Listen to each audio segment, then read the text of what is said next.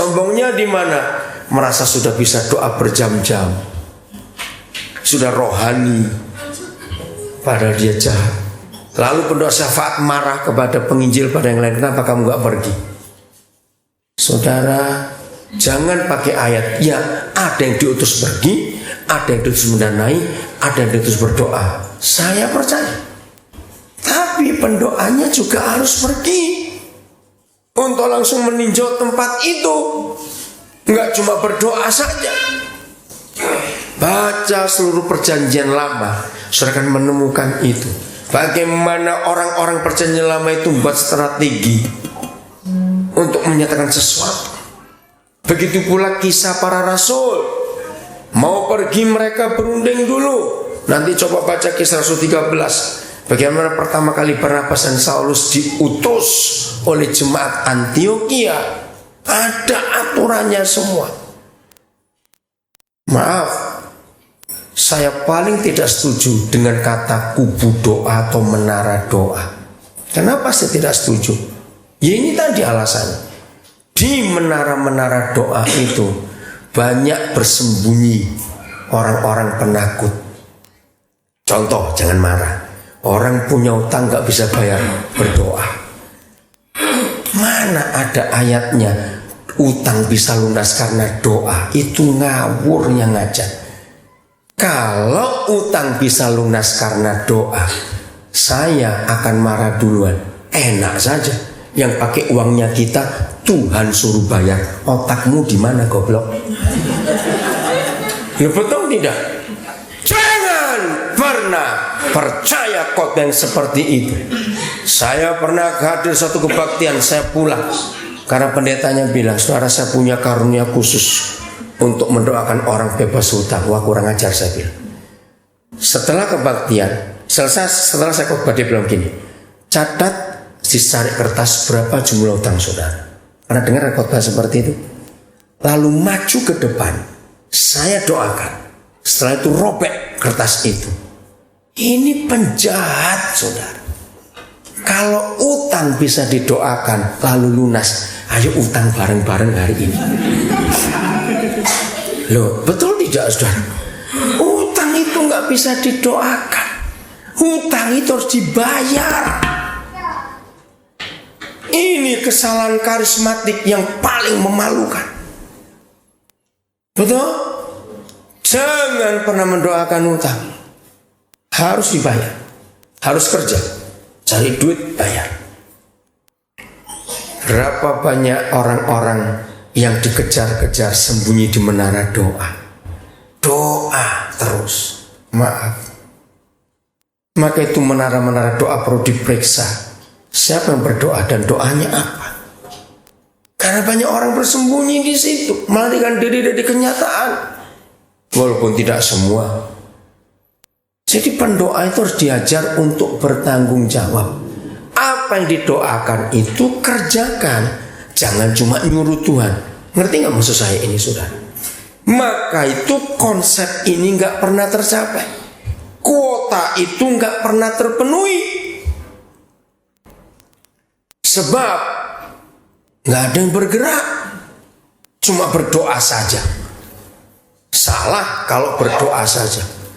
Lihat gereja punya sembahyang oraet labor. Harus bekerja juga. Nah, oke.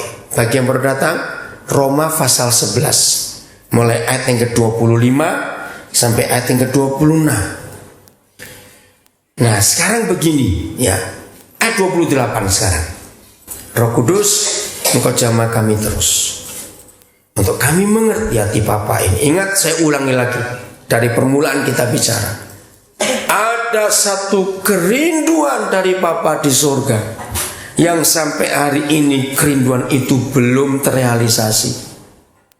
Dan kerinduan Tuhan tidak bisa terjadi karena malaikat atau karena siapa saja. Kerinduan itu hanya bisa terjadi kalau gereja melakukannya, bukan yang lain, yaitu kita. Seharusnya kita sebagai gereja bersyukur untuk kepercayaan yang luar biasa ini. Katakan amin. Karena kita dihargai lebih daripada malaikat. satu buku yang saya baca tahun 78 yang lalu, judulnya Menuju Takhta. Sayang buku itu nggak dicetak lagi. Kalau masih ada yang punya kopinya, fotokopi sendiri bagikan. Buku itu nggak dicetak lagi. Menuju Takhta, tulisan Paul Belheimer. Kalau bahasa Inggrisnya masih banyak, bahasa Indonesia tidak lagi.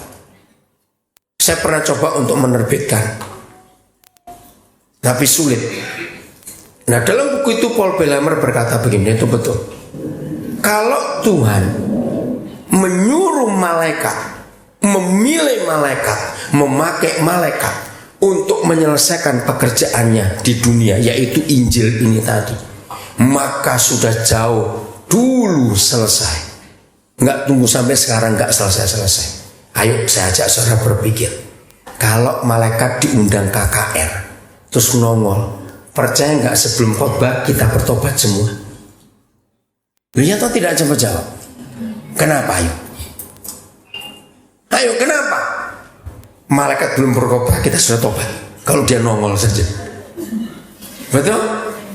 Nah, lebih apa lagi? Malaikat itu adalah pribadi yang roh. Jadi kalau Tuhan pakai malaikat itu nggak serepot dia pakai kita. Malaikat itu nggak perlu transportasi, akomodasi dan konsumsi. Catat itu baik-baik. Loh, betul tidak saudara? Nggak repot. Di situ saya kagum. Mengapa dia harus pakai kita?